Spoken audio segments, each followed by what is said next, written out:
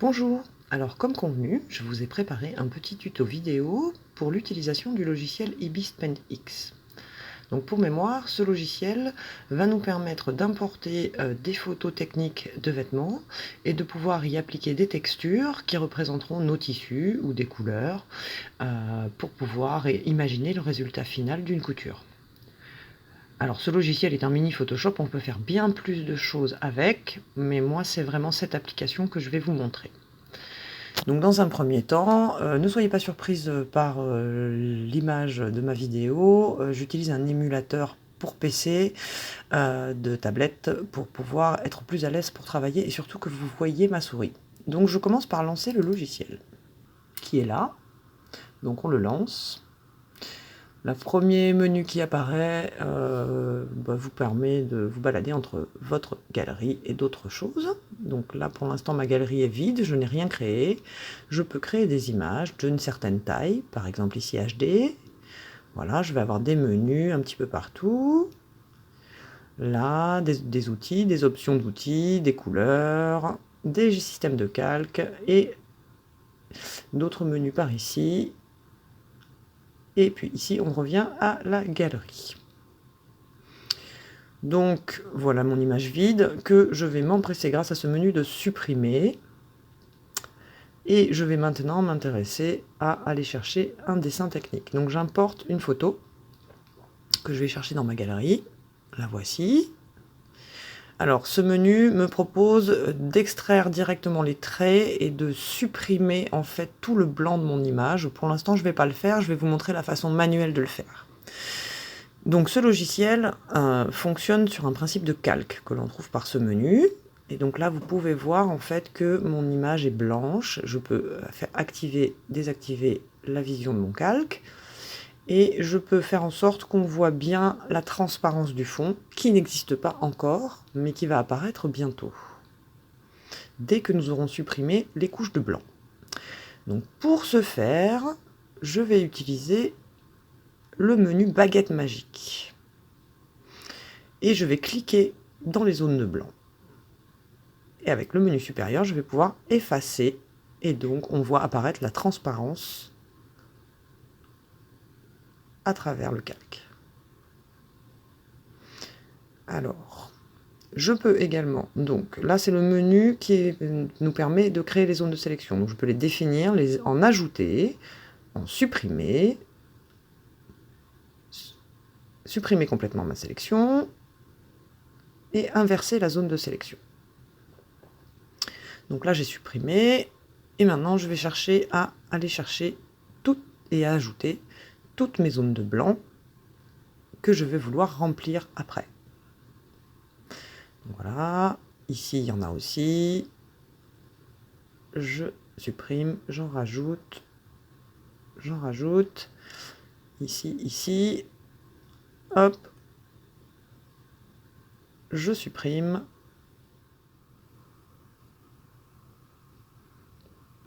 Je continue avec le col.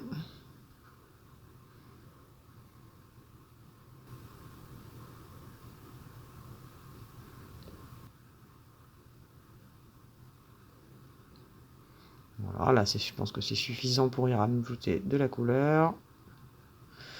Vous voyez ici que la zone ici n'est pas suffisamment bien effacée. Je vais zoomer un peu là-dedans et je vais aller en effacer un petit peu plus. Et voici, hop, j'efface. Ça devrait aller. Bon. Donc maintenant, je vais me battre pour dézoomer. Voilà, voilà.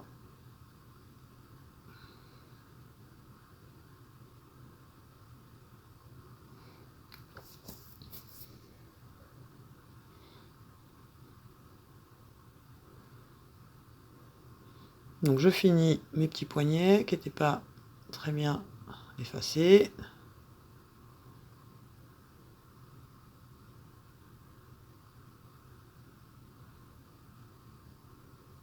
Et j'efface.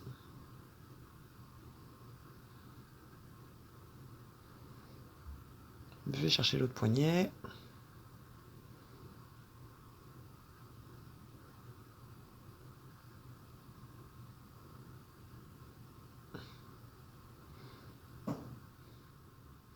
Voilà, donc maintenant on a bien un calque où il y a uniquement des traits noirs et tout le reste est transparent.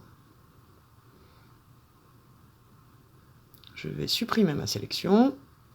À partir de là, moi, ce que je vous conseille, c'est de commencer par dupliquer le calque, parce qu'on est amené à faire parfois des erreurs, et ce serait dommage d'avoir à tout recommencer.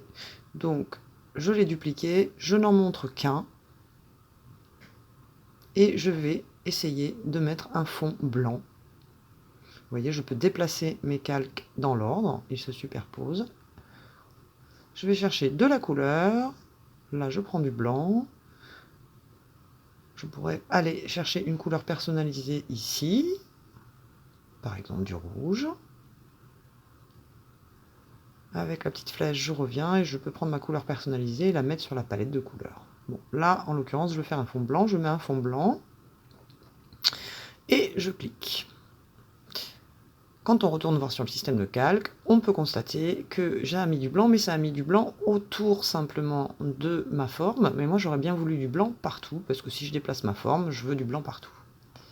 Donc je supprime mon calque, je fais en sorte de ne plus voir celui de la forme, j'ajoute un calque, je le peins en blanc, hop, une feuille blanche, je reviens, mon calque est bien tout blanc, et maintenant je peux réafficher ma forme par-dessus. Donc on va passer au vif du sujet, à savoir maintenant y mettre des couleurs ou des textures.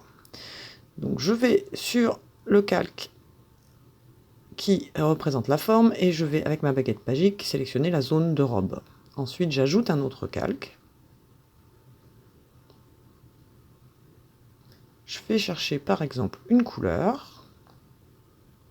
Allez, on va choisir notre petit rouge de tout à l'heure. Et je peins ma robe. Je vérifie que je suis bien en bleu là sélectionné sur le calque nouveau. Et je peins ma robe. Et voilà, ça y est, ma robe est devenue rouge. Et vous voyez, ce n'est que le contenu, ce ne sont pas les lignes. Ce n'est que le contenu qui est devenu. Je peux ne pas le voir ou le voir. Et maintenant, on va essayer d'aller y mettre plutôt une texture, puisque c'est quand même ce qui nous intéresse. Donc là, vous voyez, j'ai importé la photo de ma texture, qui est vraiment très grosse par rapport à la réalité de ce tissu. Donc je peux le zoomer, dézoomer. Mais seulement là, je vais passer 2 heures, et c'est là où l'option répéter va m'être très utile, parce qu'en fait, si le motif est bien découpé, on va vraiment avoir une texture sur tout l'ensemble du dessin. Je pourrais éventuellement, bon je ne le fais pas, hein, mais je pourrais éventuellement déformer ma texture pour coller aux formes du corps. Voilà. À vous de vous amuser un peu avec tous les menus. Bon, moi ça m'intéresse pas. Je recommence, je vais chercher ma texture dans ma galerie. Je dézoome pour être à peu près à l'échelle du tissu. Je répète mon motif. Et je valide. Voilà, donc comme ça, voilà, je choisis la taille de mon motif. Et je valide. Hop. Donc ça, c'était pour extraire. On s'en fout. On continue. On dit non. Et voilà. Donc maintenant, j'ai la possibilité d'avoir 2 robes. Je vais maintenant... Oui, d'abord, j'ai d'avoir 2 robes. En les affichant ou en ne les affichant pas.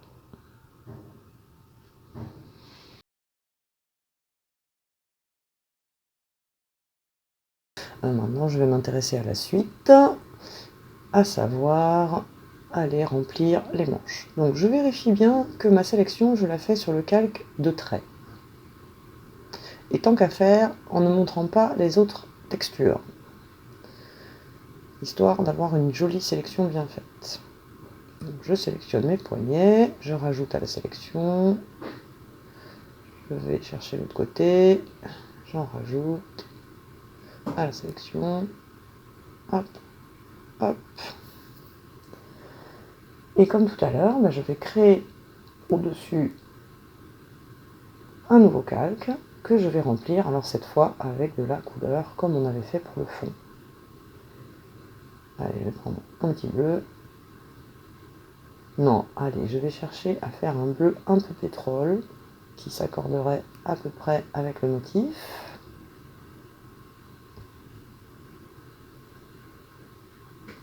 Je prends ma couleur, personnalisé et je viens peindre au pot de peinture.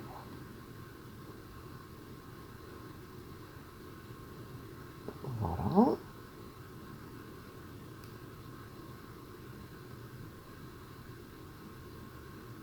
Alors, je voulais effacer ma sélection, mais j'ai fait partir les menus. Voilà, je remets les menus. Non, c'était pas ça. Je vais chercher ma baguette magique pour avoir mes options d'outils. Je supprime la sélection et on voit bien le nouveau calque. Je peux maintenant regarder avec ce que tu as donné avec ma robe.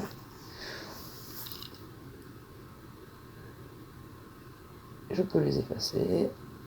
Je vais aller chercher une autre couleur. Alors, je vais refaire ma sélection en fait. J'aurais tout aussi bien pu ne pas effacer la sélection et créer directement un nouveau calque pour une nouvelle couleur.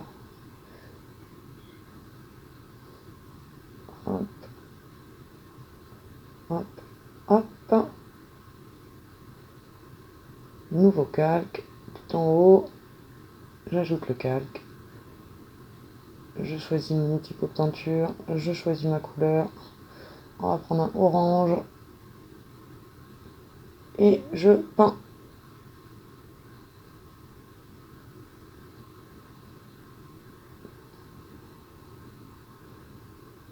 Voilà. Je vais chercher mon petite sélection, je l'enlève. Nous avons donc des manches oranges, des manches bleues, une robe rouge. Et on fait un peu ce qu'on veut maintenant au niveau de l'affichage. Allez, on va dire que celle-ci me plaît bien. Donc maintenant, je vais sortir de mon projet, qui sera sauvé, me retourner à ma galerie. Et si je veux extraire l'image telle qu'elle est, je vais, grâce à ce menu, enregistrer un JPEG de cette photo. Et puis maintenant, si je veux une autre proposition, je rouvre mon projet, je change ce que je veux voir affiché, je retourne dans ma galerie, et j'enregistre la photo. Et voilà. J'espère que ce tuto est assez clair pour vous. Alors on peut faire des tas de choses supplémentaires avec ce logiciel. On peut aussi ne pas sélectionner automatiquement, mais faire un tracé de sélection. C'est l'outil Lasso, si vous regardez l'application, qui a les mêmes options de sélectionner, additionner, soustraire, supprimer ou inverser. J'espère que vous avez bien compris et que ça va vous aider, vous faciliter la vie.